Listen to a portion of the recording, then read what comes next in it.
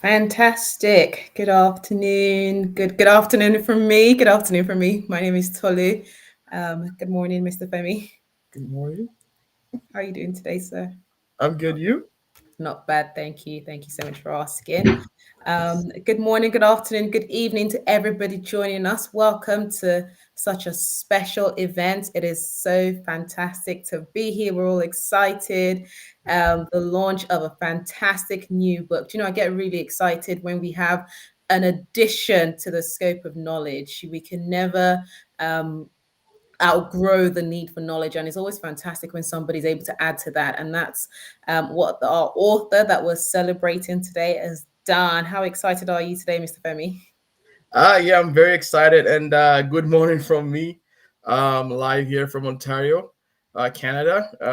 We'll probably just want all our listeners also to just, if you can, test the chat platform for us and just type where you're streaming this from. That'll be live. And just piggybacking on what Tolu said, welcome everyone to this wonderful event, and we pray and hope that this event will be a landmark one in your lives. So, Amen. do we start with a prayer? Yes, please. Okay, let's pray.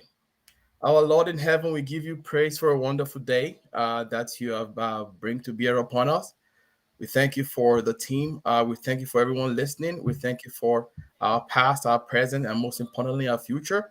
We thank you for this book that you have brought to bear. We pray that God, you will cause this book to go all over the world and make impact on the life of those that read it in Jesus' name. We pray Amen. that you bless the writer. We pray that you bless the team and bless everyone that actually are here with us in this event in Jesus' name. Thank Amen. you, Lord, for what you've done. For Thank in you. Jesus' name we have prayed. Amen. Amen. Good. Amen. Amen. Awesome. Thank you all so much once again for joining us. We can already see a few comments. It's such a pleasure to have you here. Thank you for joining to be able to see the launch of this fantastic book and celebrating with the author. Hi, Liz from sunny Manchester. Is it really sunny in December? Are we sure? Or are you the sun? Oh dear. And we've also got Bulletin Bear. Thank you so much for joining us. If you are here, we'd love to hear from you. Please feel free to put a comment in the comment section, whether you're joining us from Facebook or from YouTube or on Twitter. Please put a comment there. We'd love to know what your name is, where you're joining from. And if you'd like to drop a message for our author, please drop a congratulatory message or a story, a funny story that you might know about her, about the process. We'd really love to hear from you, and we'll be reading out those comments as we go along this evening or morning or afternoon, depending on where you're joining us from. Yeah. Fab, Sounds fab, good. fab. What do we have? What can our joiners expect today, Mr. Femi? All right. So we have on the list wonderful guest speakers from all over the world. And I literally mean that, not figuratively. And also we also have the privilege of having Fumi also join us here to be able to launch this book for us. So we just go straight into the program itself, Yeah. and that's totally yep. You're up. Yeah, so we do have, I'm just going to read out. So far we have a few people from Harrogate, a few people from Salford. We've got Bolu from Lagos, Nigeria. We've got somebody joining us from Hertfordshire. So it's really exciting to read where you're from. So please feel free to continue to let us know where you're from. So now, without much further ado, I'm sure you're all gathered here to hear a little bit more about this new book that's been going to be added to our bookshelves very soon. And we've got a lovely lady who's going to join us and just give us an overview and a review from the book. Now, being an editor of the book, she's already had kind of first insights and multiple insights into the book. So nobody is better placed to tell us a bit more about this book than the lovely lady in the person of Simidele Adedeji. Please join me in making her welcome.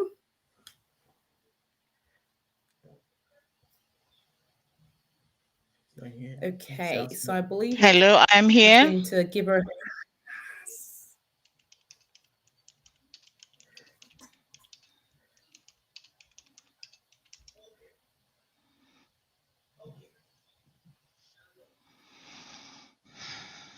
Yes, she's here. Hello. Yeah, I can. You can hear you loud and You clear. can hear me. Oh, thank you. Yep. Good evening.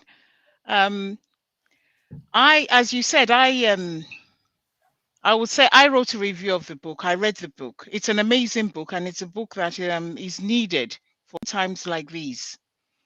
So, myself and Fumi, we share similar backgrounds. Having been born and brought up in England, and then catapulted into Nigeria. Where all of a sudden you're inconsequential.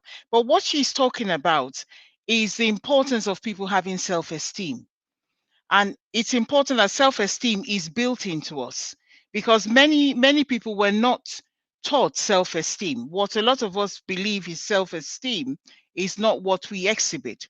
So the book itself has a workbook, which I would, suggest everyone tries to use. You'll be pleasantly surprised when you use the workbook and you go through the paces of the lessons it gives. You realize that there's a lot that you have missing, and there's a lot that the book can give.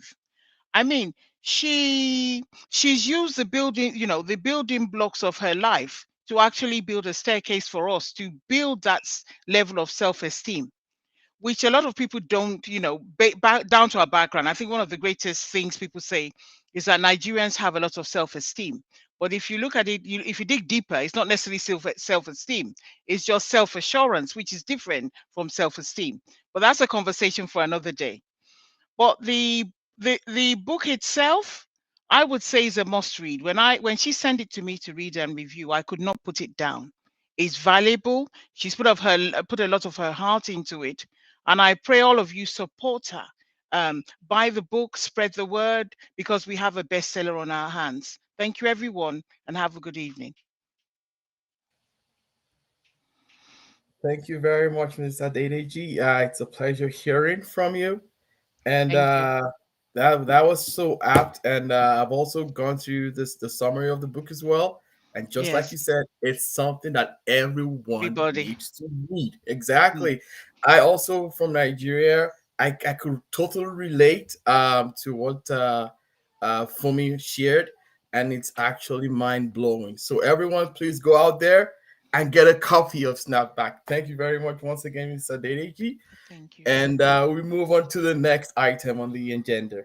So right now, I would like to introduce first the author.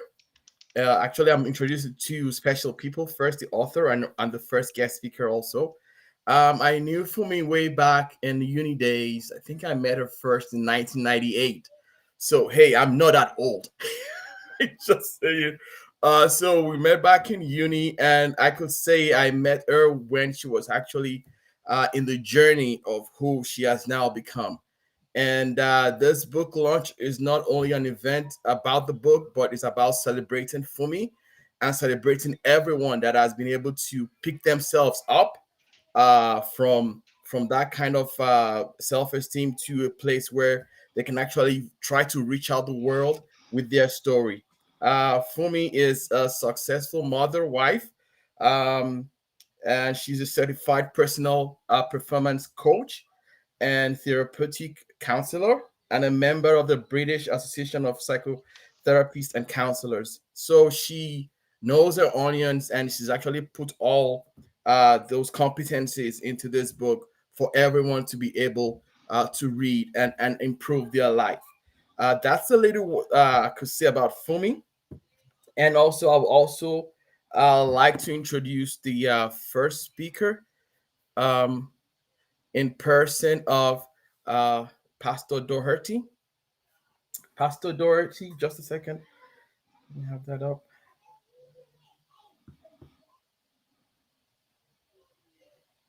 Okay.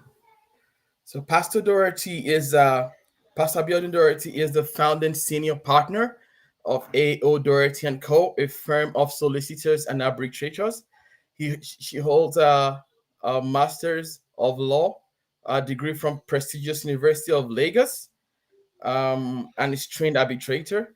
He was called to the Nigerian bar in 1994 and has varied experience in commercial practice, real estate law, and investment law. He has been involved in assisting various local and international company um, in various compliance and regulatory issues, and also a member of the Nigerian Bar Association. It's a pleasure to invite the guest speaker, uh, uh, Mr. Abiodun Didoherty.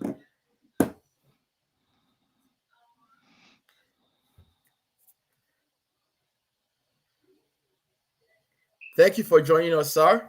It's a pleasure to meet you. You have the floor. Okay, how many minutes do I have? Just a second.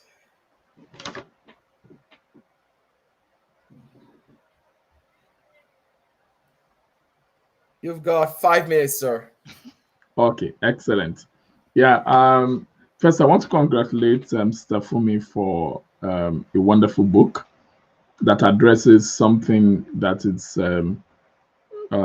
not an issue that is generally discussed, but that is common among a lot of people. You know, many times people face problems and they see issues reoccurring in their lives, but they don't know the reason why they are faced with such an issue. So many times we address the fruit without looking at the tree. That means we don't address the causes of some of these issues.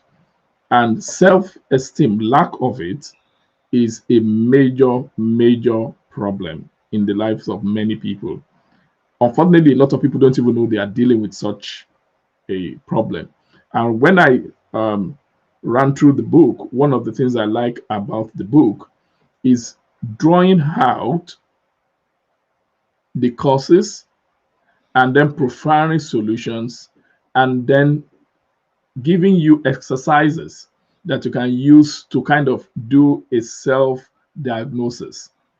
Because sometimes people find it difficult to open up themselves to other people to say, oh, I have this challenge in this area. But when you have a book that can allow you to, you can take such a book with you when you are going on a retreat or a time when you just want to be alone. And then you go through those exercises and you ask yourself relevant questions. And when you are doing such self-diagnostic diagnosis, it helps you to discover that these are likely the reason why I'm faced with some of these challenges. Like some of us must have read of an issue that took place in Nigeria recently. It's all over the news of a young man in a school that was constantly being bullied and couldn't even open up. Even at the point of death, it took a lot of persuasion for him to come out and be able to even express himself. It's sad that in this particular case, he died, but many people are like walking dead. They are alive, but the trauma, the negative experiences, the problems of the past, they are still struggling with it. Even in marriage, it affects some people's relationship. They keep having same issues in their relationship. They keep having same issues in their career. Some find it very difficult to take bold steps, all because of this challenge that is faced with. So I highly recommend that what I'm going to recommend for this book is that you need to get the book and use it as a means of self-examination, self-diagnosis, and look a little bit deeper. One of the issues we also have, especially in Christianity and in many other religions as well, is the aspect of when we put every problem into, we blame the devil for everything. Yes, the devil is really what's blaming for a lot of things. But I'm sure there's some things he's saying, look, if I have an opportunity of talking, this is not my fault, really. Because some of it are rooted elsewhere. They are not even demonic issues. They are problems that if people open up, if they can really, really open up and trace it to where it started from, they will come out of such challenges and they'll be able to achieve better results with their life. So I really wish I congratulate Staffum again, and I wish everyone that is going to go through that book a wonderful experience. I'm sure it's going to be life transforming. Thank you very much. Thank you.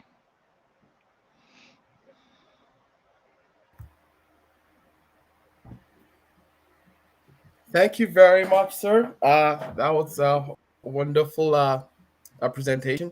And we move ahead to asking a few questions first from the author herself. For me, can you hear me?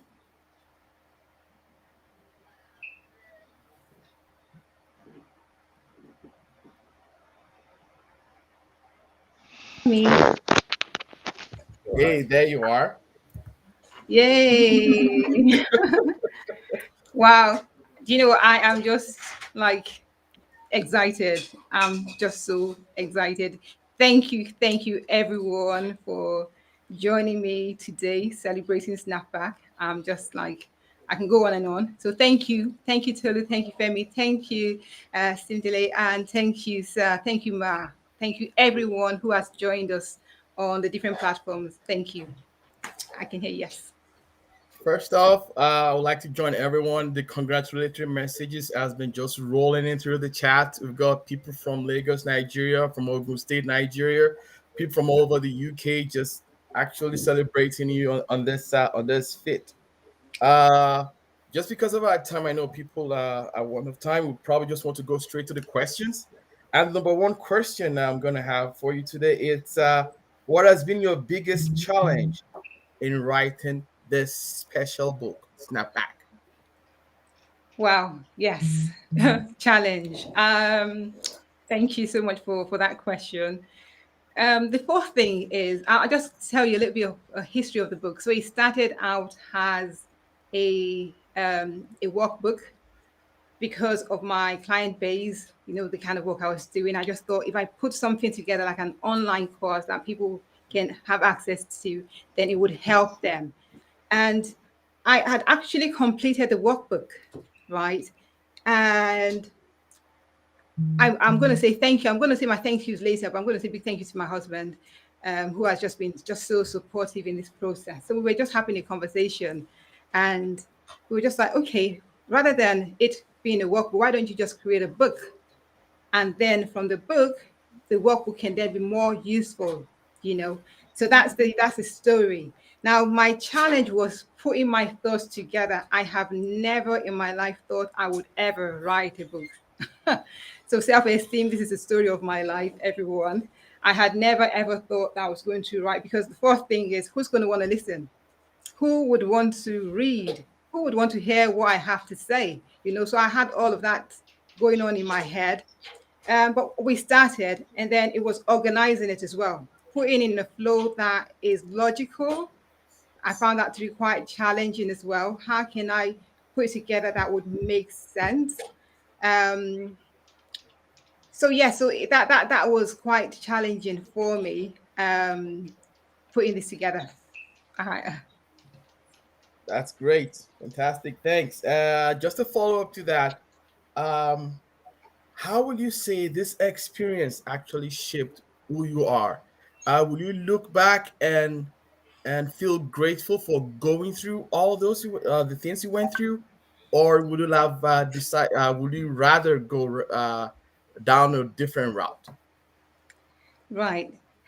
I'll say that no, I would never, if I have an opportunity to go back and change anything, I wouldn't change anything. Why? Because it's shaped me, it's equipped me to help people. It's made me to be relatable, to be able to empathize with people that are going through. And the truth is, I have found a lot of people who have had a more difficult childhood experience than I have. So when you hear people's stories, you're like, wow, I thought mine wasn't too, you know. Right. So if you pick up Snapback, I wrote a lot about my story in Snapback, but I'll just give you a few hints. My childhood, my parents are beautiful. They are the most wonderful parents anyone could ever wish for. But in those times, decisions are made because you want to be better financially, economically, not thinking about the implication on the mental health of the children involved. You know, um, moving countries when I was little, from UK to Nigeria, moving schools, you know, those things affected me mentally. So a lot of things, I spoke different, I looked a bit different. And, kids back in the days were like, in fact, I felt I was treated like a, um, like something that they are just supposed to just sit down and watch. They didn't treat me as part of their classmates. So I felt I was the outsider because everybody knew everybody. Everybody spoke Yoruba, which I didn't speak. Um, so there's just a lot of stuff. But no, I wouldn't change anything. I wouldn't change. It's informed my future. It's informed my decisions. It's informed who I am. Um, Now I know what it was. I'm here to support anyone who is going through similar stories, similar challenges. So yes, I would. Sounds good. And I know the longing to belong to a community is something that is actually inherent in the human. And going by what was said earlier about the kid that died in Nigeria, no one knows the story in absolute right now. But some people say it's probably wants to become part of a gang or he doesn't want to become part of a gang. We all know that to be able to function properly in a community, you need to know yourself and how you fit in into that community, and that is where your self-esteem is needed. So going to the last question for me, so why do you think self-esteem is important? Why are we having this discussion? Why are we having this discussion? It's extremely so. Self-esteem speaks to a lot of different aspects of an individual's life. What is self-esteem, right? What does it mean? It's the way we see ourselves. It's the way we think about ourselves, our outlook. That's what self-esteem is. So if you are not comfortable with who you are, it will have a ripple effect. And I'm sure that our guests also will be speaking about that as well as we go along. So it's important, one, our relationship. If you're not comfortable with yourself, you would become a defensive individual, right? Rather than you listening and taking on constructive criticism, you would become defensive. So it's important that we take heed to what we are and who we are. Our background informs us. Our story, where we're coming from, right? It forms our decisions. It forms who we are. So self-esteem is important. It's extremely important. Not just that, in organizations, in leadership. If you're not comfortable in your own skin, you will tend to lord it over people. We've seen things happening around you. We talk about bullying. We talk about bullying in the workplace as well, not just in schools. We have bullying in the workplace. Someone who is not happy, not confident in himself will tend to lord over other people because they feel they need to exert their authority. So it cuts across different phases. So yes, it's important. It's really, really important. And another thing, self-esteem, if it's not nipped in the bud, we'll find that a lot of people are dealing with depression, which is as a result of the way they feel, which wasn't handled, which wasn't dealt with. And depression, like we were told earlier, can lead to suicide and a lot of other mental health issues. So yes, it's I'm happy we're having this conversation. I'm happy that awareness is being created, and self-esteem is on the spotlight. Brilliant, brilliant. Thank you very much. For me, I will now yield the floor to Tolu. Thank you. Thank you. Thank you so much for that. It was really lovely to hear some of your story, and I actually like the fact that you talked about how you wouldn't change any of your experiences, you know, because it's kind of brought you to where you are. And I think when I obviously hearing the title of your book, Snapback, I'm sure I'm not the only one, but I'm sure everybody, the minute you hear the word snapback, you literally just think of that elastic band that's been stretched and it recoils back. And I think what I'm hearing, and also from reading the book, is that regardless of what you do go through, as long as you do the work and put the right effort in, and do the right things, you can recoil and snap back to what you're meant to be in life as you go through the journey. So without further ado, we're going to move on to the next part of this evening's event. And we're going to hear from somebody who has worked professionally with, for me, and she's a qualified supervisor, having obtained her qualification in clinical supervision, and she's a member of the BACP, so she obtained an accredited status as a therapist with the BACP, they're the British Association of Clinical Psychologists. So Jade has extensive expertise both in looking after adult and children counselling, and she's currently employed working in many of the local schools in the Havering Borough. Now, she teaches lots of professional development workshops, training both qualified and also trainee therapists. So she's going to speak to us shortly and give us a message. But before we go to that, we're going to bring on somebody else. Please bear with me a second. Who's going to tell us a little bit about mental health? Hi there, my name is Jade Maragaki and I'm a counsellor and supervisor, and I've been working for over 10 years with young children, young adults and adults. I'm here today to talk. Sorry, can we just, we've got such a fantastic tech support that's working with us behind the scene, and they're really doing a lot to bring everything together. So please feel free to encourage them in the comment section. They're doing such a great job. So thank you so much for that. Do we have that message ready to go?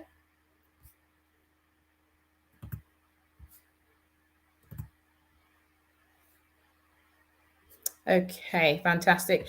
So we're working on that. So we've got a message from Jade, who was from his supervisor, who's going to give us a bit of information and background and deliver a message in relation to the book title. Okay, so we're going to move on to hear a little bit more about our author for today that we're celebrating.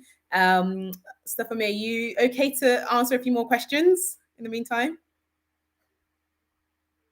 Okay, fantastic. So going to bring her up to answer a few more questions. I just want to let those who are joining us, if you have any questions for our new author, either about her process, her book writing process, or a little bit more about the topic Snapback. Maybe you want to ask her why she chose that title, or about a bit more personal stories about her work as a clinical psychologist, or you want to just send in any further messages, please use the comment section. And I believe there is also a gift for the most interactive. So please feel free to keep your comments going through. It's lovely to read from many of you here. And I can see that somebody's written, I don't know what's happened, but I can't log on to your book launch. That's from Oluyinka. You are on the book launch. So if you can write that comment and we can read it, it means you're already part of us. So I hope you can hear us okay. All right, Stephanie, are you okay to answer a few more questions just now? Yes, let's go. Okay, fantastic.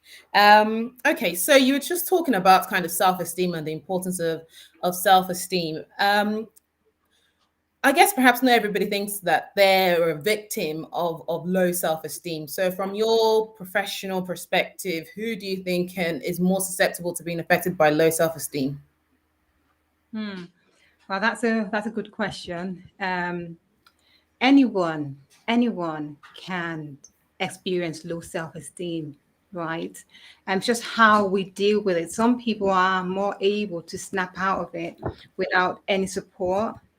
But meanwhile, some people, possibly due to their personalities, are not as much able to just flip and get going. So anyone can suffer low self-esteem. it's based on childhood experiences. A lot of times it's childhood experiences. But for some people, it's in their adulthood. It could be as a result of trauma. You know, you've experienced trauma, you've had PTSD, for example, and it could be illness. And I also just mentioned one of the things that I experienced as well when I was in uni. I remember in my first year when I was in uni, I was ill, really, really ill. Excuse me. And I had to go into a hospital, and just before, as I was getting better, school was reopened because we had, if you ever went to school in Nigeria, if you went to uni in Nigeria, you know, you have all these issues that happens when school is just randomly closed in the middle. So it was my first year, school was closed. We had to go back and I was ill. We went straight into exams and I had I don't know what happened to me. It was a brain freeze. I went into the exam hall and I remembered nothing, absolutely nothing. And I can recollect in the big hall that we used, I possibly was one of the first persons to hand over my paper to the examiners. I wrote nothing. I wrote nothing.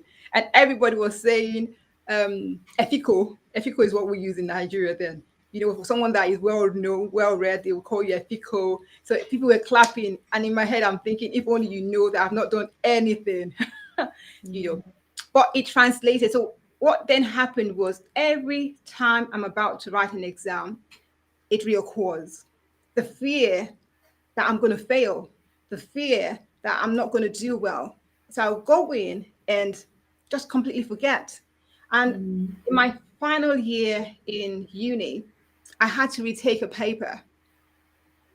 My HOD, my lecturers were asking, because when they saw my results, some of them called me, and I don't talk. I was very, very quiet. Femi could, but how they took notice of me, how they just liked me. And then I used to say it was for no reason, but now I know it was just the hand of God, right? It was just the hand of God. They would just call me, oh, Atemukuya, that's my maiden name. What happened to you? They would bring out my paper and show me, which is rare. In economics, I studied economics as my first degree. Very extremely rare. Economics class, we had well over about 300 students in the class. They will pull it out and show me that what happened to you? You know, that was my story. So what then happened subsequently after uni, I tried to do some certifications. Those thoughts, those fear would reoccur. Self-doubt would start again. I would doubt myself. I would feel, you know, scared. And, you know, so those things just start popping in. So low self-esteem, for me, it was the doubt, the remember, when I remember that I failed before, I'm going to fail again. You know, so it can be anybody. So that's another thing. The other one also is when you relocate from one country to the other, you know, so whatever affects the way you perceive yourself, that self-esteem. So I hope I'm able to answer that question. It can happen to just anybody, but how do you get out of that situation? The moment you begin to think less of yourself and it's affecting the things that you do, then you know it's time to do something, and just don't stay there. Fab. Thank you so much for giving us different examples. So essentially, what you're letting us know is that anybody can be affected by low self-esteem. And that probably partially answers my next question, in that who then should pick up this book, or who is this book for? But maybe specifically, when you were writing this book, who did you think was the ideal person that you wanted to pick up the book and benefit from the book? The book will be beneficiary to individuals, right? Married couples, leaders. It will be beneficiary to basically anybody, because it covers a lot of different areas, not just self-esteem. There's a big chunk of the work that talks to imposter syndrome, that talks to limiting beliefs, you know, some of the things that we believe about ourselves that in actual fact they are holding us back. Some people just believe that I can't. I'm going to use that exam as another example. You believe you can't, you're not, you can't pass exams. You're not caught out for any types of jobs. Deep down inside of you, you would desire to have those kind of jobs, but because you told yourself over and over that you can't achieve X, Y, Z, it's for you.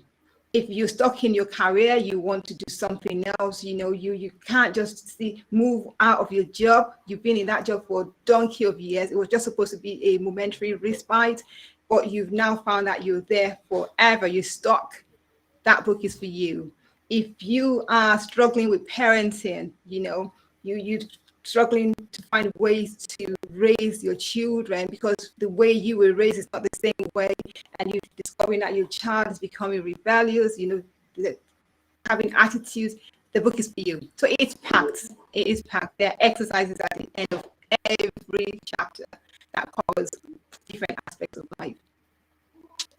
Exciting. So essentially what you're saying is anybody can pick up that book and really benefit from it. Just to kind of whet our audience's appetite for the book, I wonder if you could share a couple of nuggets that they can, that usually anybody who picks up the book will literally be able to run away with and start to kind of apply to their life straight away. Two or three nuggets. Ooh, right, okay. Nuggets. There's quite a lot. But I'll share one with you that you can get straight away, right? And it's journaling. I can't overemphasize the importance of journaling. So if you want to achieve something in your life and you feel that you're stuck in a rut, you are unable to move on from point A to point B, write those things down. Every year, and I'm going to ask if you're one of those who writes a New Year resolution at this time of the year, and before the second week of January, you've just shoved it to one side. Journal. So don't just write them down. There are lots of worksheets. So get SNAPBACK, and I'm not just saying get SNAPBACK because there are some things there that you can use that can help you, that can just spur you on. Because one of the things that journaling would do is you've written your goals are, right? And then you also need to write steps, what you need to do to achieve those things. And how little you've done, celebrate yourself. Celebrate the successes that you have made. And my mantra is baby steps, right? Baby steps. Every little step counts. So celebrate in a big way and then move on to the next thing. Write it down and make sure that what you've written down is something that you can see, right, in the place where you can see it. So yeah, that's one of my tips. I can share some as we go on in the course of the day. But yes, you're not going to take anything away. I think journaling is fantastic. Thank you so much for sharing that. If you want to know a lot more, which I can guarantee there's a lot more in the book, make sure that you pick up a copy of the book. And towards the end of this evening, we'll let you know where you can get your copy from. And I'm so glad that I think Bolatifa, I think she's going for our guest today. Thank you so much for echoing some of those thoughts. So I'm just going to read out some of the things that you've written that's clearly gotten your attention. So she's written, whatever affects the way you perceive yourself affects your self-esteem. Journaling is important. Write down your goals and break it into steps. What we're seeing is here clearly already people are taking away from some of the things you're saying and they're reflecting on it and hopefully will apply to their personal lives. Fantastic. Okay, so we have another guest who's going to speak for us this evening. I'm just going to make sure that he's ready. He's joining us from Nigeria. Like we said earlier, we have guests from all over the world. He's joining us from Nigeria, and he's going to share a bit about mental health issues. Now, every single thing affects our mental health issues. And we heard from our very first speaker, Mr. Doherty, who talked about how lots of people, unfortunately, because of issues of life, do end up in a position where they're depressed, which is just one of the symptoms of a poor mental health state. So, Mr. We have joining us from Nigeria, Mr. Mecca, who's going to give us an insight into mental health issues and related to some of the topics covered in the book today. Okay, so Mr. Mecca, he has served as chairman of the organizing committee of sustainability in the extractive industries conference for the past 9 years. And in 2017, he developed the brand strategy communications framework and launched Nigeria's social intervention program for those who are financially challenged. And that has grown to become the world's largest public microfinance initiative.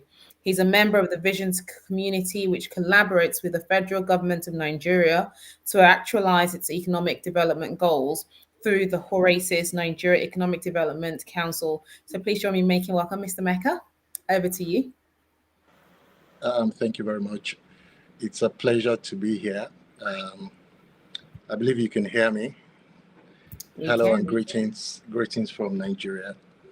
I'm actually here not just to honor Fumi today, who has done a great job with her book, SNAPBACK.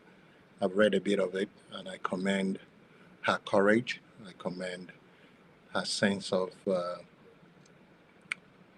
public service, in sharing some of those intimate stories and exposing herself to some level of vulnerability in helping people to develop strong self-esteem and to overcome some of the challenges that she has been through.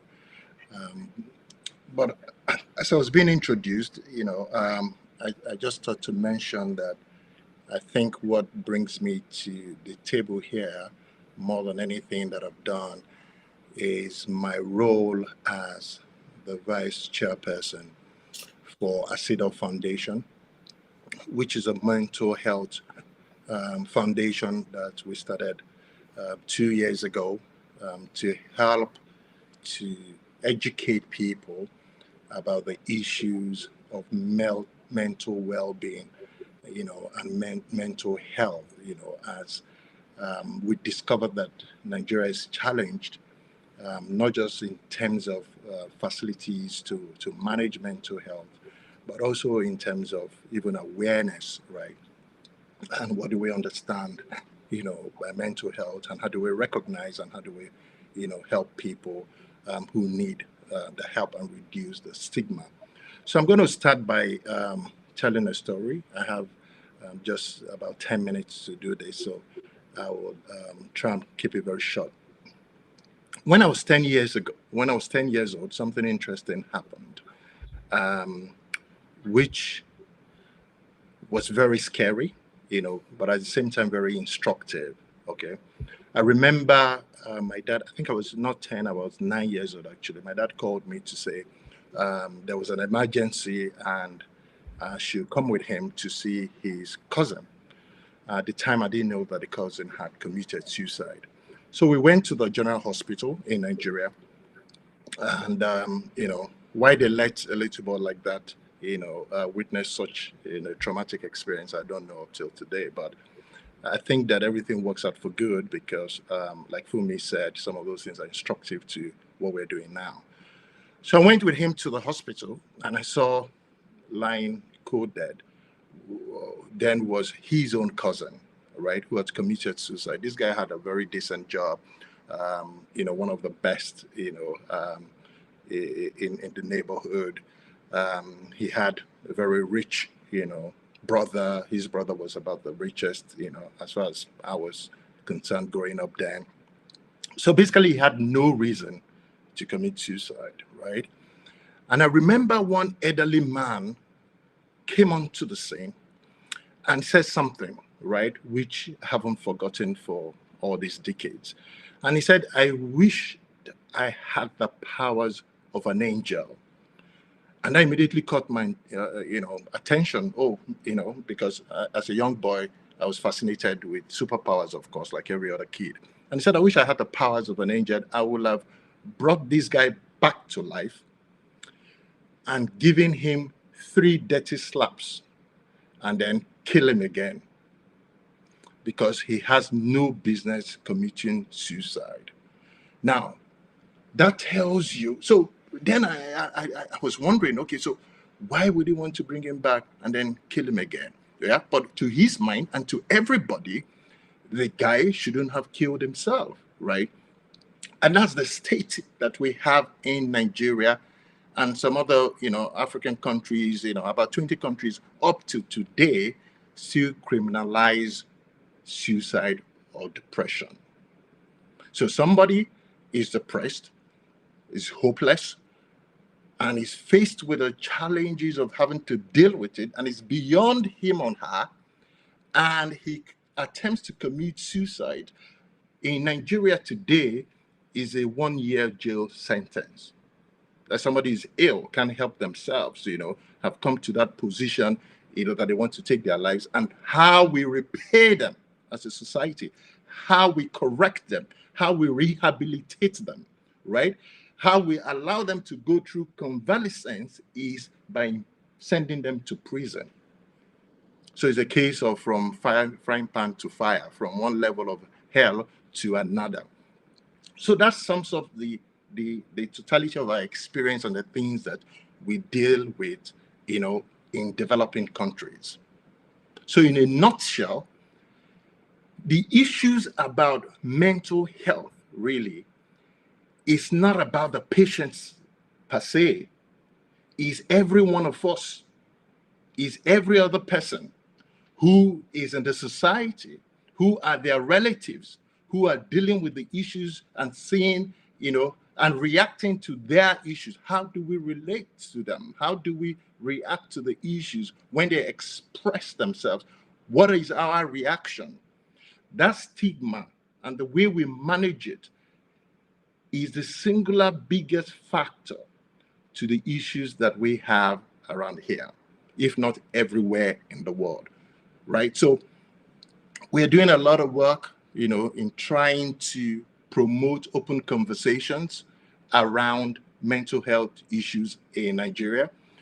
We're trying to get people to understand that mental disorders or mental illnesses are not just, about things that affect behavior alone, but issues that affect mood, feelings, thinking, before it even gets to behavior, right? So we're talking depression, we're talking anxiety disorders, we're talking about self-esteem, we're talking about obsessive compulsive disorder, we're talking about post-traumatic stress disorder, we're talking about phobias, insomnia, and all of that, so that people can seek help very early, right? And don't have to go through, some of the experiences that people have been through. And when they pick up books like SNAPBACK, they can quickly learn and identify when, triggers of anxiety, and low self-esteem are coming, and they can do stuff about it. And parents also, reading, such a book can know how to spot things and being able to provide support for children and their words, to be able to then grow up as, very healthy adults in life. So I'm very happy that, I've listened to some of the conversations that we've had today relating to self-esteem, because self-esteem is related to a higher level. There's a positive correlation between self-esteem and depression and hopelessness, and suicidal ideation, and an increased likelihood of suicide attempts. All right. So we need to, we are addressing issues, and I'm happy that those conversations and the book is addressing some of the root causes of the issues that we have to deal with at Asidor, Foundation. So when there's depression and because depression and self-esteem are intertwined and they contribute to that negative effect that we're talking about, if we can fix that and nip it at the board, then we are starting to get, where we would love to have been 10, 20, 40 years ago, as a country, So, but like they say, the best time to take a decision was 10 years ago, but the second best time is now, So these sort of conversations are very healthy, good for us, good for everybody, to understand, because it's all about us. It's all about how do you spot things, and when things happen, what do you do? So in rounding up, I know that a few people will be wondering, okay, so you've talked about all these, things that I wasn't even thinking are mental health issues. So what do you do about it?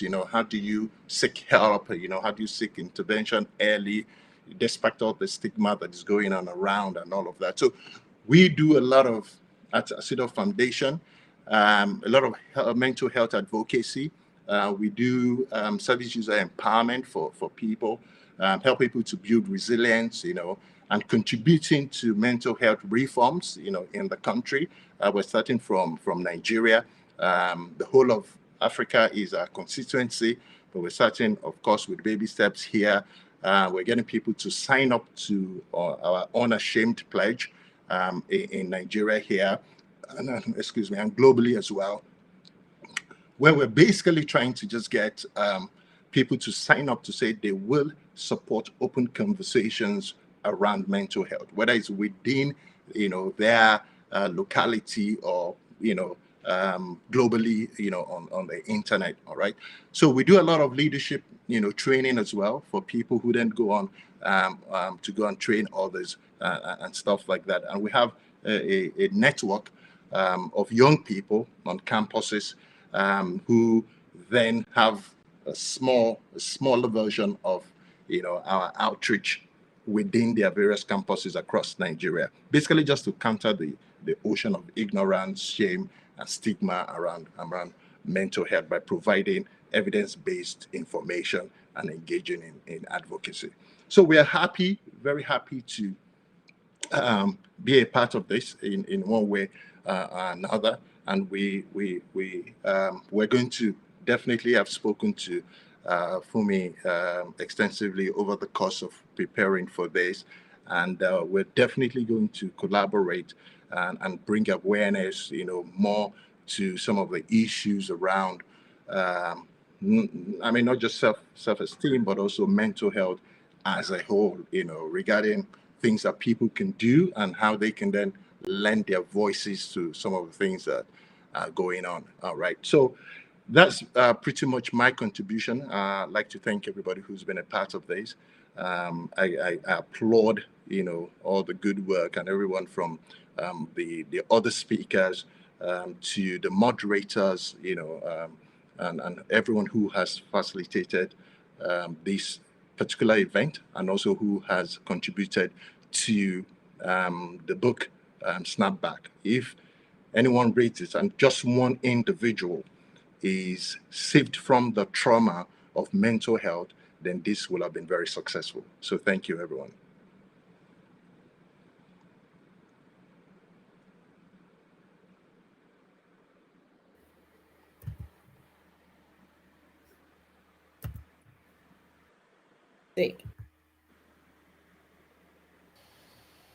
Wow, that was brilliant. It's a huge eye opener. Thank you.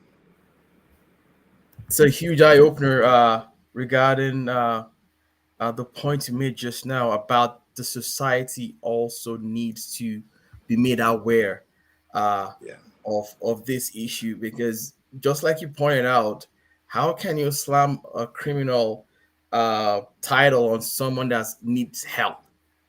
And it goes a long ways to show who we are as a people, and how far along we need to go to be able to make this world a better place for everyone, because we all deserve to have the shot at actually living a good life. While we are waiting for the video to queue, maybe you want to go to some other question. Ms. Adede, you talked about empathy in your chat. Do you want to please elaborate a bit more on that, about our society's take on this issue? Sharing a similar experience with Fumi, I was going to say that when you come from the UK as a child and you get to Nigeria, the first thing you notice is that lack of empathy, which you believe is expected. You feel sorry for people, but you hear people saying, just like the gentleman who spoke, who said, oh, if this person, the person who committed suicide, I wish I could wake him up and kill him again. That total lack of empathy. It's as if, and now people even put it into Christianity. You can be going through the most heinous of things. They'll say to you, it is well. What does it is well mean? I think our society needs to learn to be caring, and because in Nigeria, the value of a human life is nil. We have no self-preservation in terms of our society. Our children are left to, being bullied. I once saw some stats. I haven't confirmed those stats, that about 60% of Nigerian girls have been sexually abused as children. Most people, because I wrote an article about bullying, 90% of us have been bullied during our secondary school education. And while some people will say, oh, it happened to everybody, if you think that some of us were in secondary school almost 50 years ago, and we still remember the name, what the person did, and what we went through. So this is a trauma that has now become acceptable in a society. They send you to boarding house to toughen you up. But when you get to boarding house, what toughens you up is the abuse. So I noticed personally a total lack of empathy in typical Nigerians. They do give generously, but I'm going deeper here, looking at a person and saying, you get children telling their mother, I'm being sexually abused. Or a boy is telling to your father, this is my sexually abusing me. They would rather say, oh, keep quiet. What are you talking about? The same, we can go back to Sylvester, who told his parents, he didn't want to go back there. But they still insisted that he went back there. We must learn to tune in to, that compassionate part of us. That is a key part of us being, close to Christ. Jesus wept. We must be able to weep with people, not necessarily physically weep, but feel, empathize their situation, feel their pain, and want to do something. It is well means absolutely nothing. That was all I was going to say from personal experience. Fantastic. And just before we move on, at least we've got the presence of a legal practitioner.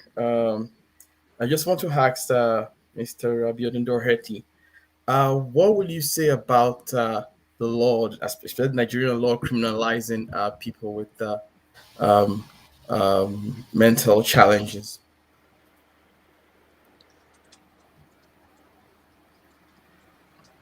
Well, I think I'm muted. Can you hear me? Yes, loud and clear. Okay. Yeah, Nigerian law does not have any protection for all those things. There are many things that are not covered. That word, lack of empathy, has more than covered it. I live in Australia, and I know that almost anywhere I go in Australia, there's wheelchair access, for instance. There is dedicated parking lots for the disabled. There is no public place you are going to build, no facility you are going to put that is going to be approved without you making allowances for the disabled. All the public boxes, they are going to have that provision. They don't mind whether nobody uses it more than once in a month. But the fact that there's one disabled person that may need it, the society provides for that person. So, and that just tells you where that the type of work we still have to do as a society. We still have a lot of work to do. So there is really no provision.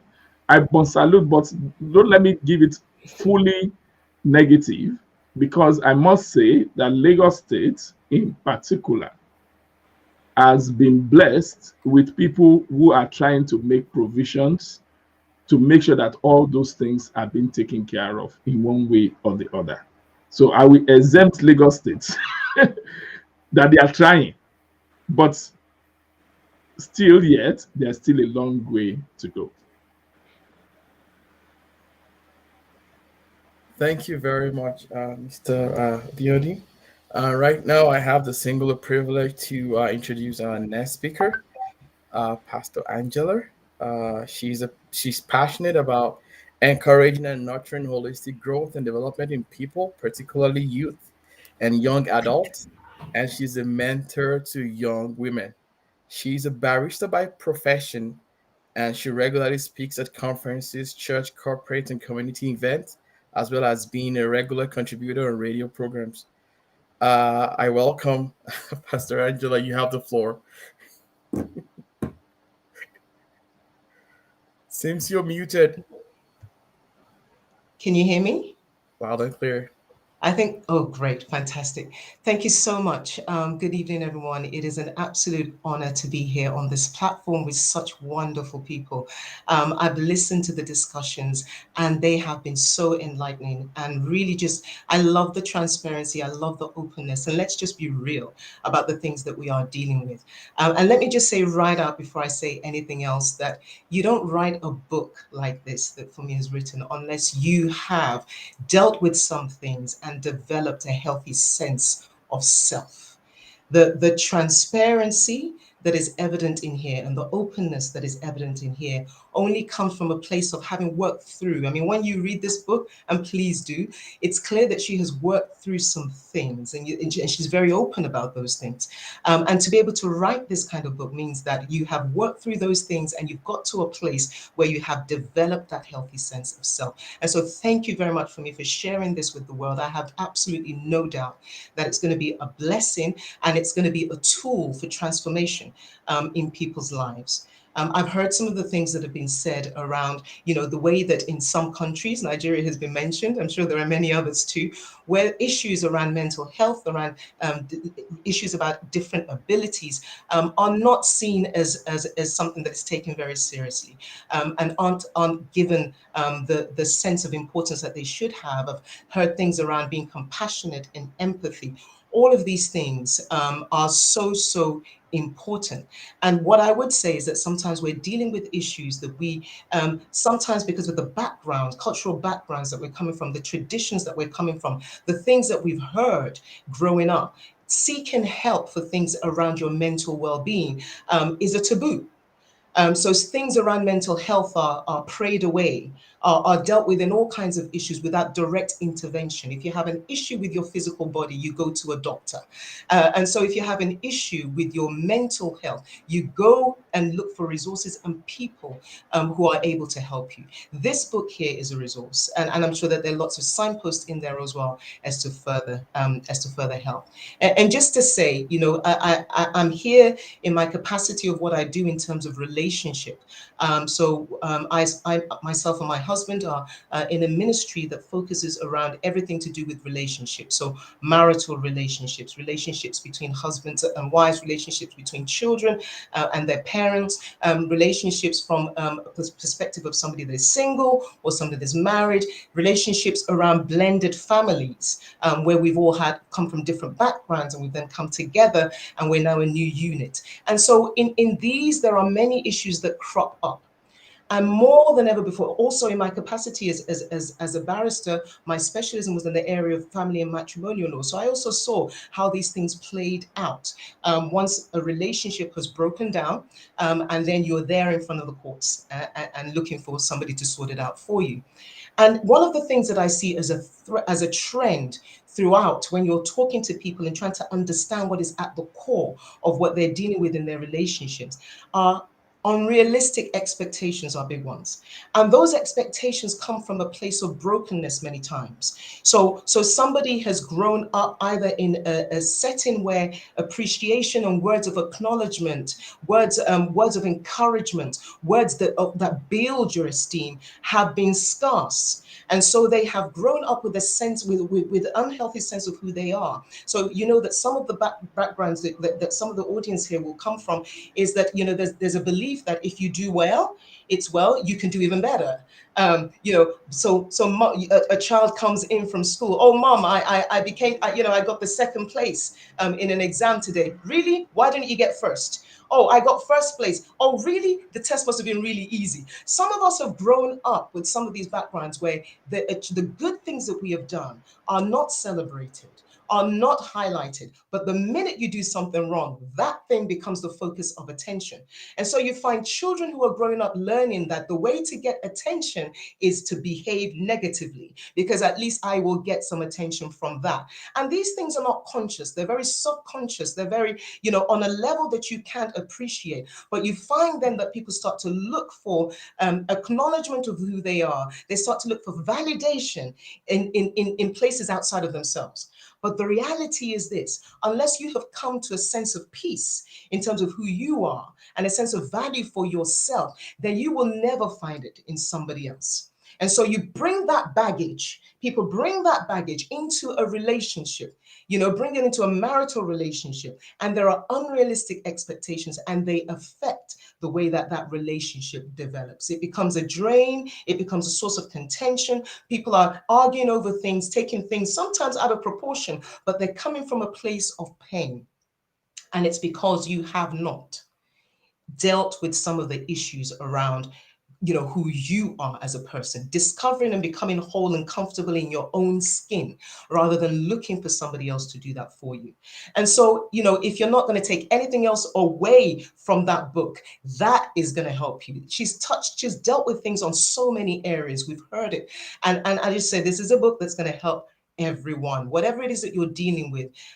You've been very bold with this for me, and I know that it's gonna be amazing. It's gonna have an impact, and I just hope that people who are listening to this will pick it up and use it as a starting point if you haven't started that journey yet in dealing with some of the things. And perhaps you're thinking, I'm perfectly fine, I'm perfectly okay. No problem. Read it and use it to help somebody else. But it's gonna be a help, and it's gonna be a blessing. So please go ahead. Let me stop there. Honestly, it speaks for itself. Just pick it up and go for it. Thank you so much for the opportunity to share this evening. Thank you.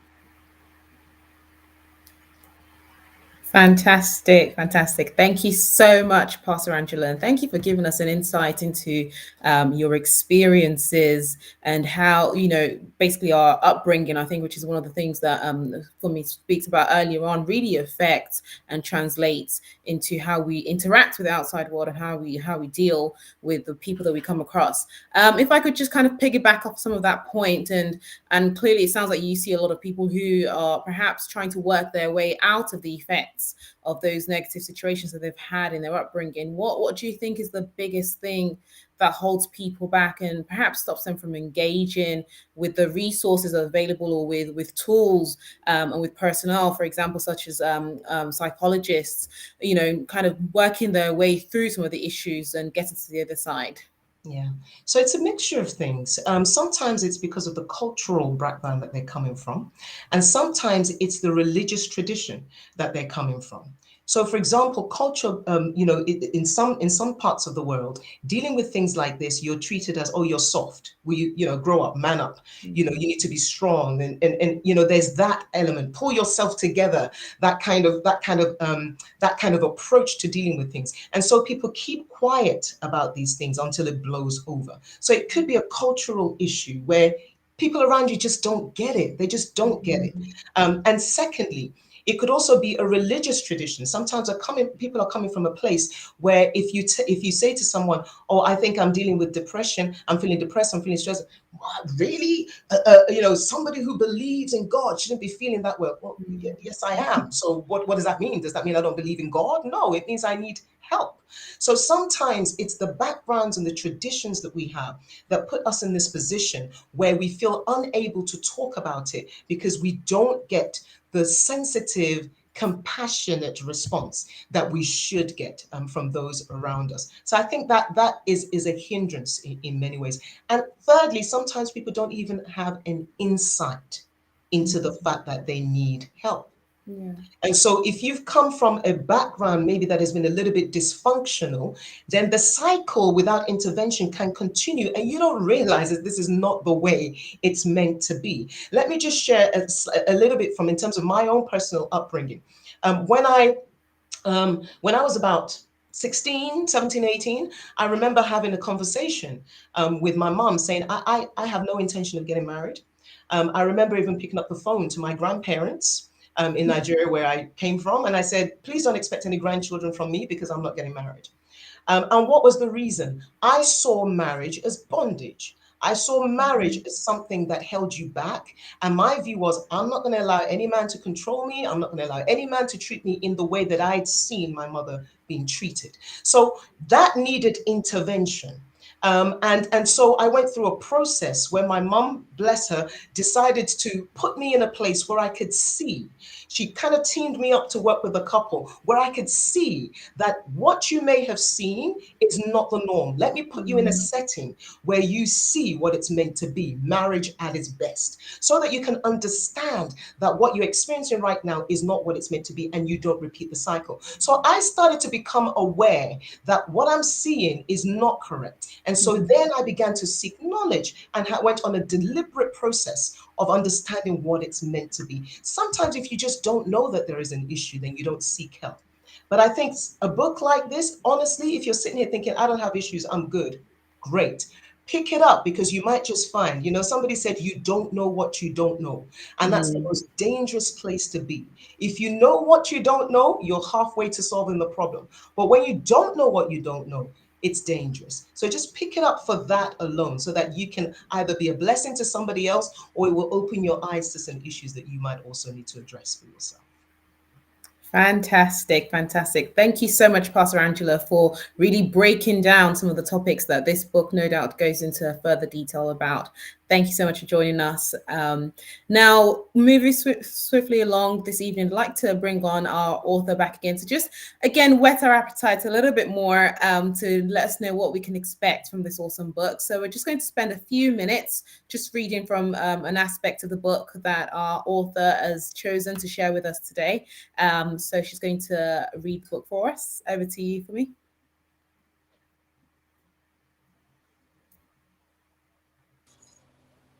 Can you hear me? We can now, yes. Okay.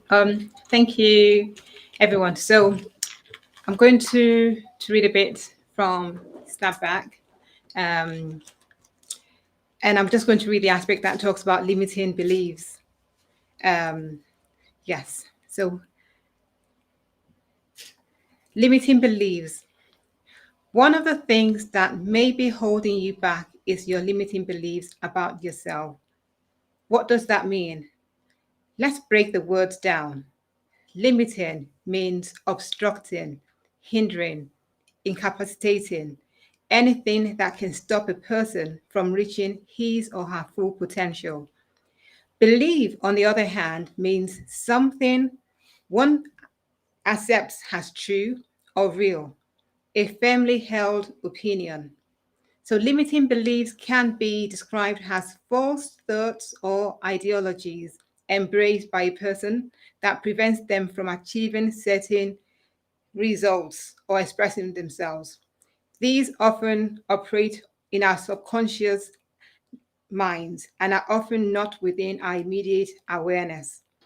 As a life coach and counselor, I get invited to speak as a keynote speaker or deliver training sessions to various audiences, from students and young adults to professionals and business owners.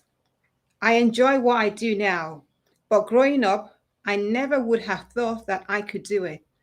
I believe that I never had anything interesting to say, that all the other kids were better than me.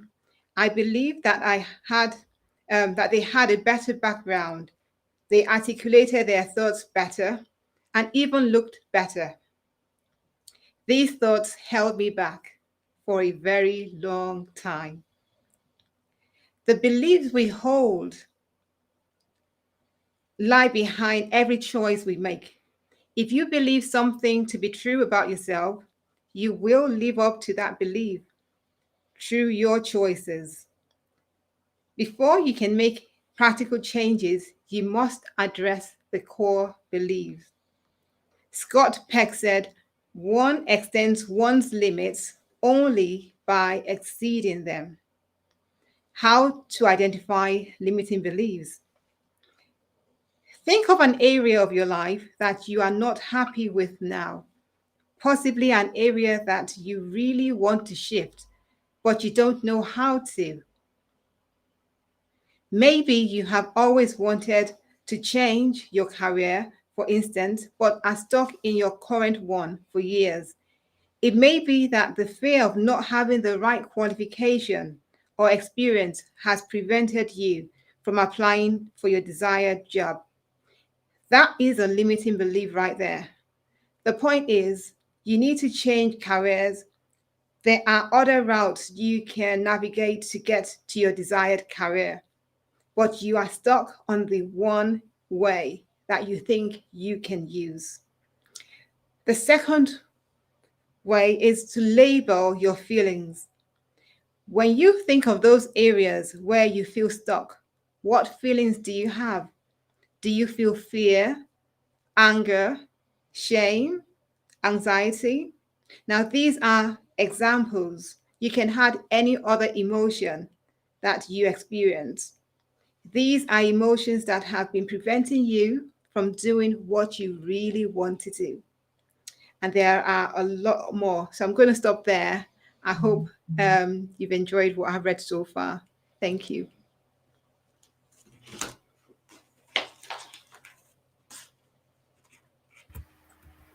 That was really useful. Thank you so much for that. I really like the way you started it up, because I just want to hear me okay?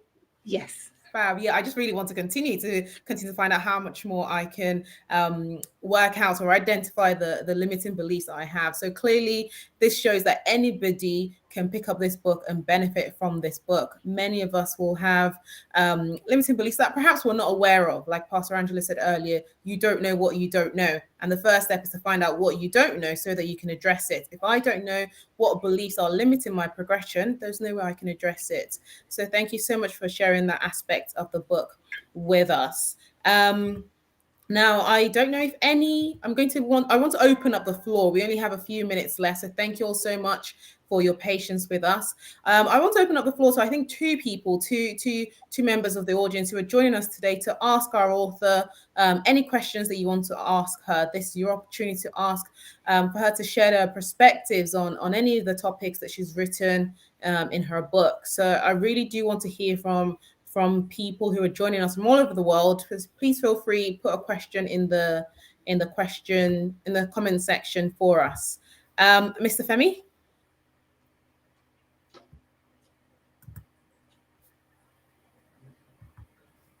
For me, a quick question about what she just read for us right now.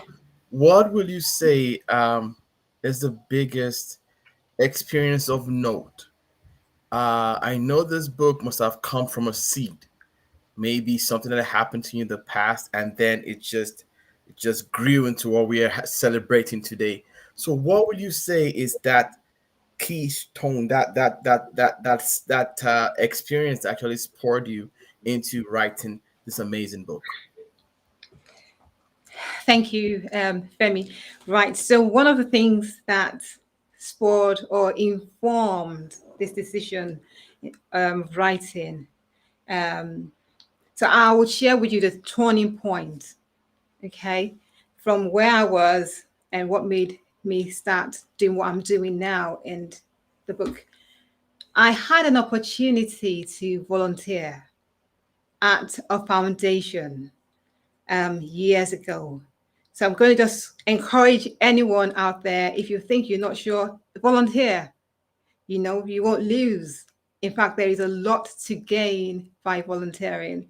So I volunteered at the foundation as soon as I finished uni at the foundation, the Real Women Foundation based in Nigeria. Pastor Nike Adeyemi started that project. So I volunteered there for about 10 months, but that was the turning point in my life. That was the change that I needed. And that's what made me change from economics to becoming a therapist because I volunteered for 10 months. I started doing it because I didn't have a job at the time. Um, but God used it. So I volunteered there to work in the foundation. They looked after women, destitute, prostitutes.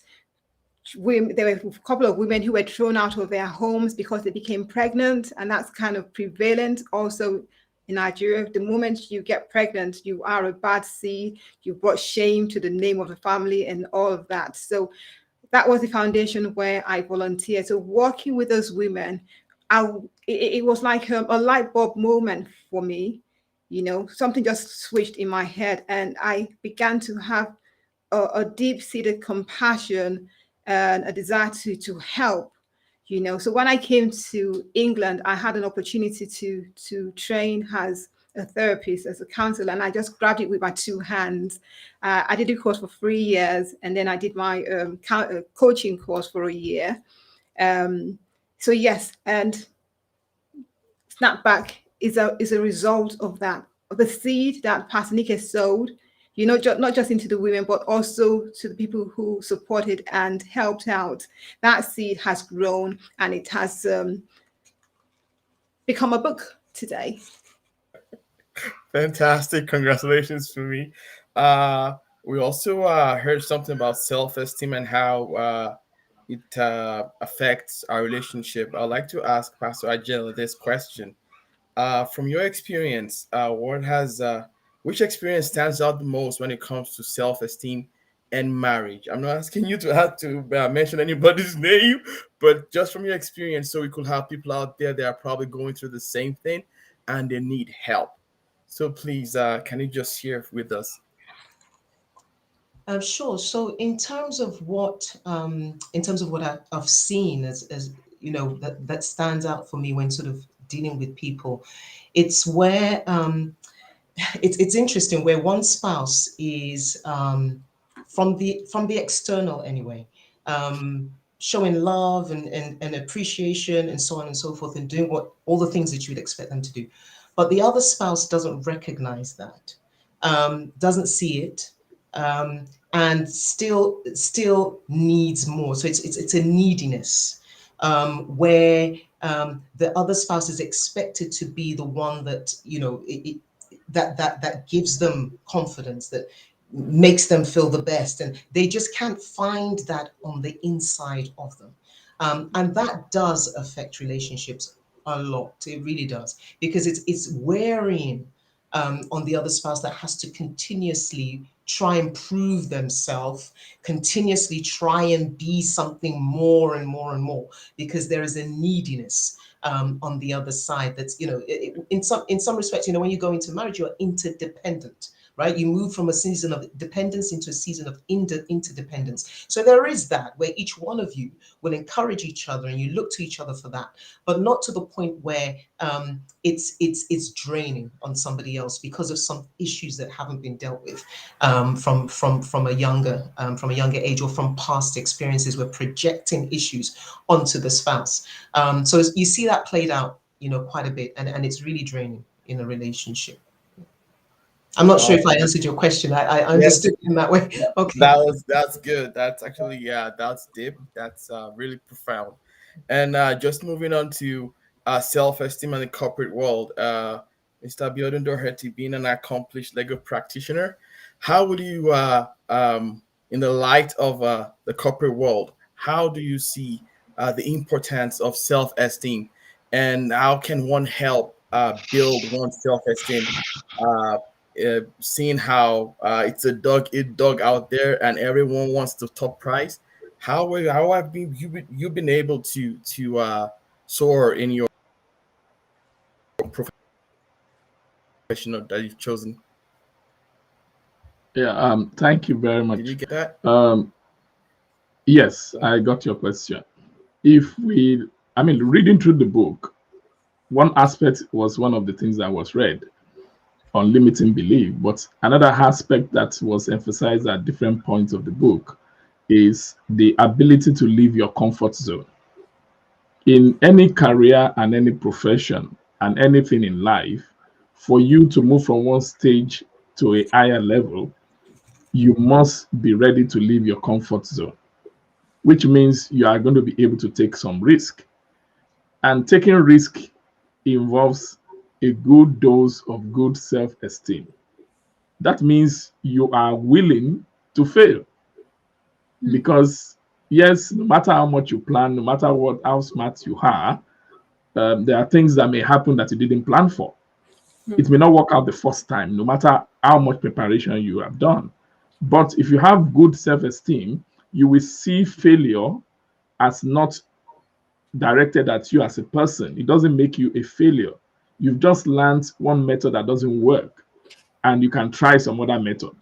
And if you keep trying, all things being equal, you will succeed.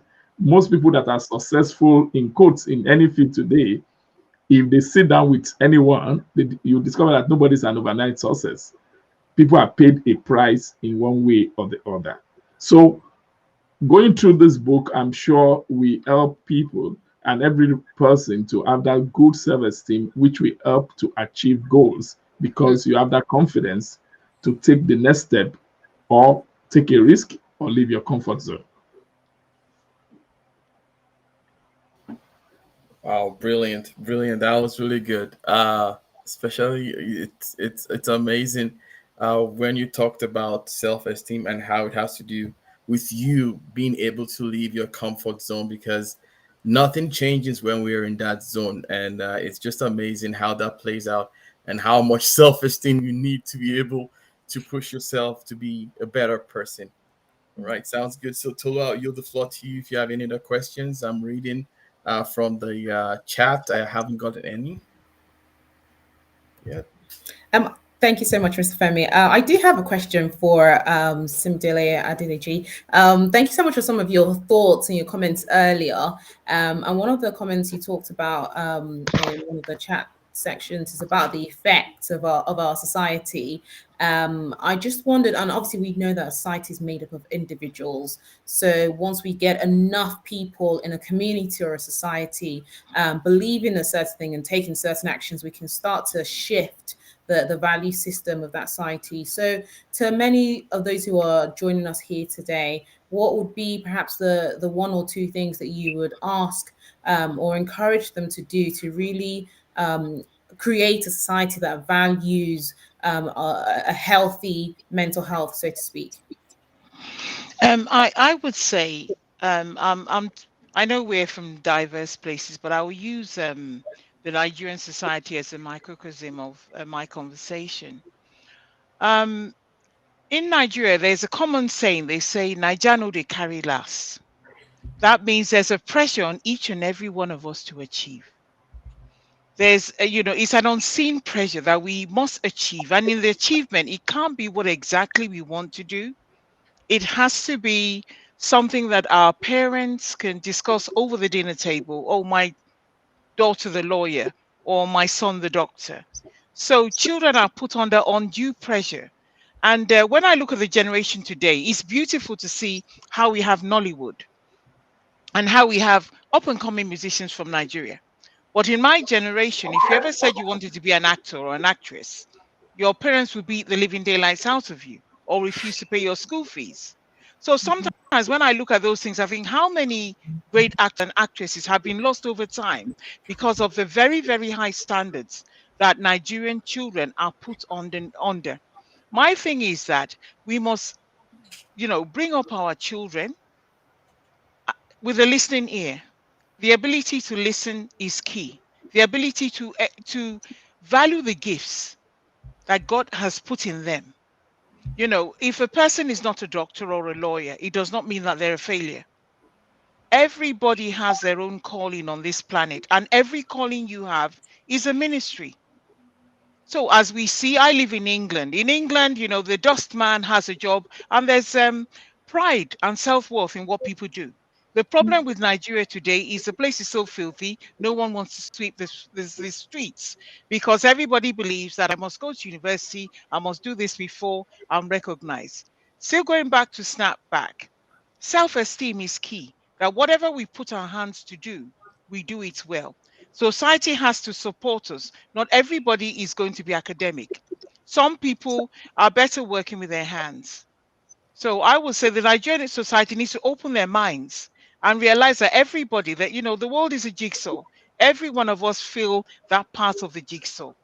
And they should stop forcing people to study things. My generation, let me say 80% of us studied because what our parents wanted us to study, not what we truly could do. So I would just say we need more openness, more consideration, more empathy, most importantly. And we need to tune ourselves into the fact that being artistic is a gift, and not everybody will do all those other professions that we believe make those individuals supreme to others. Thank you very much. Fantastic. Thank you so much for that.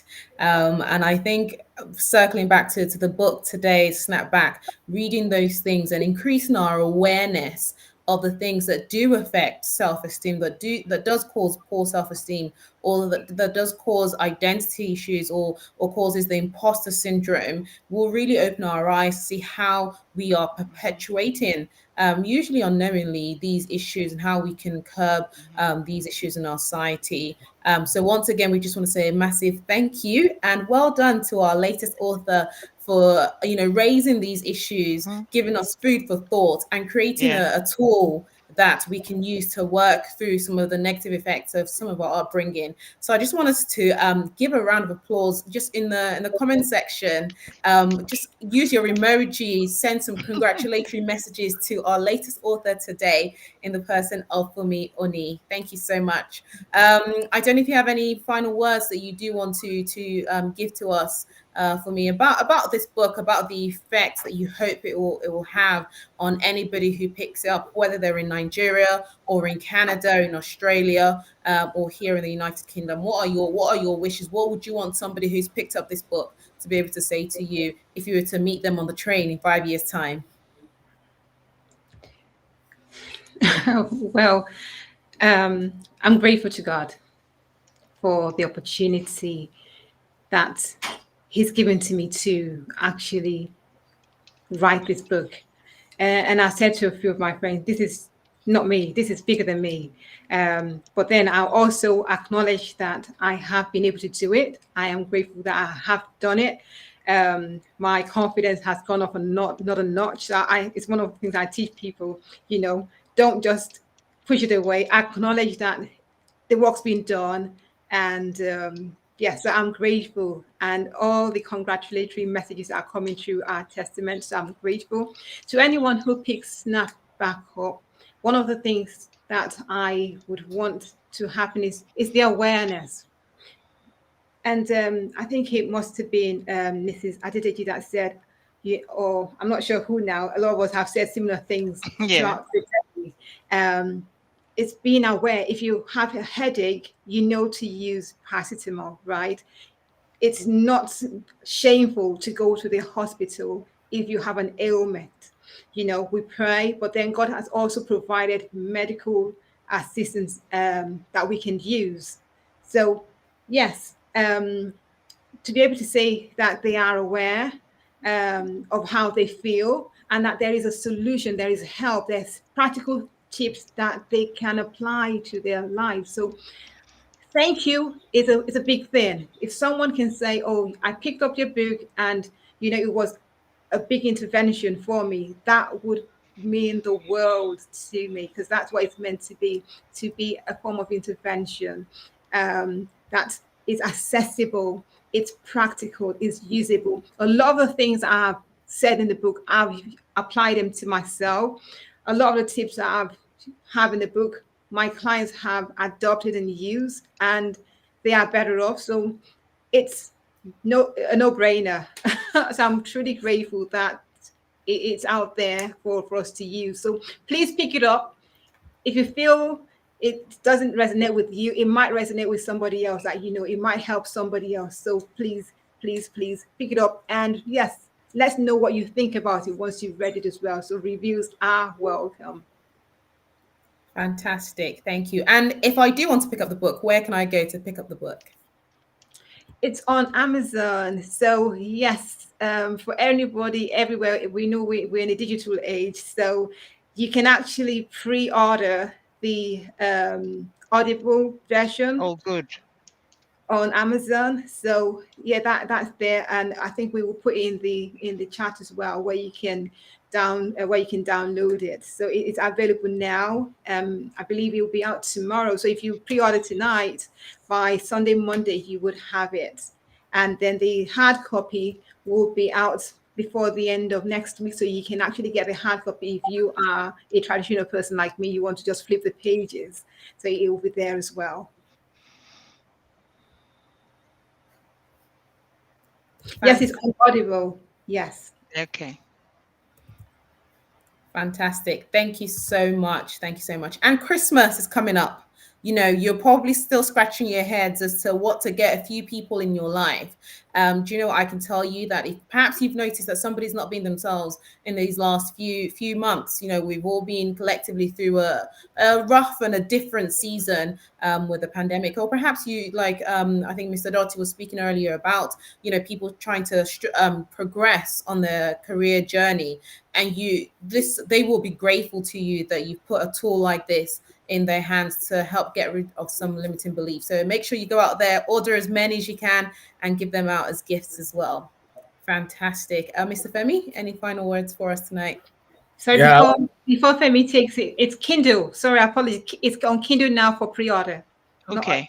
Yes, Not Kindle. Audible. Okay. Not Audible yet. Kindle, please. Okay. Thank you.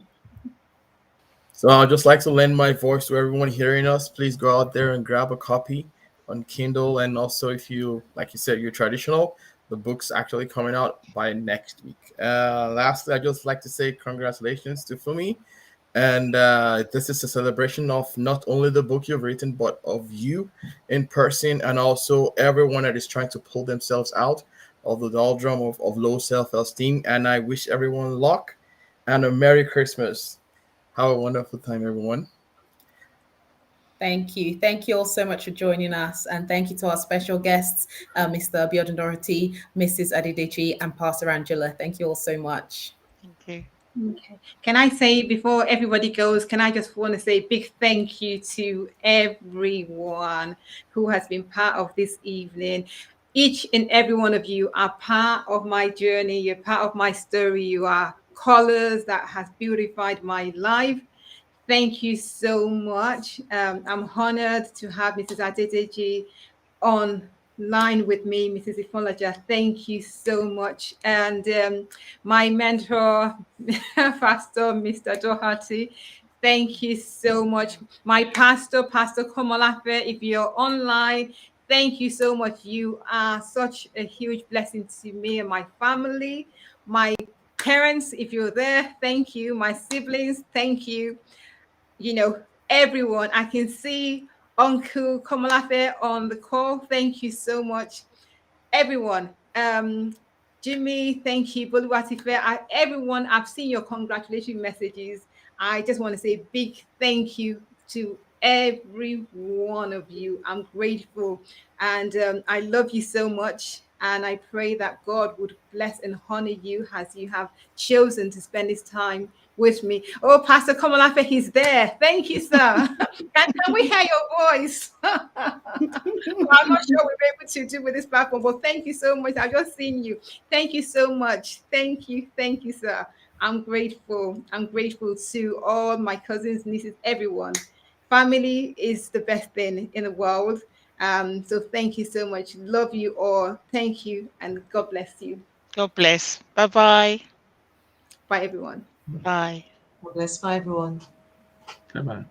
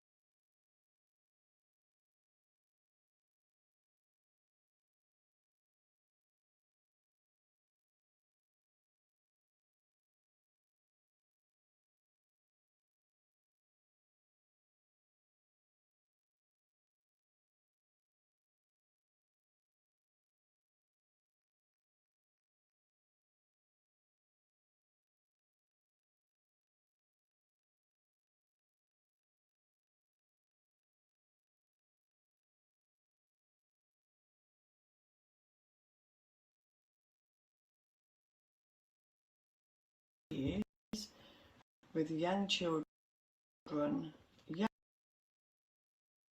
adults, and adults.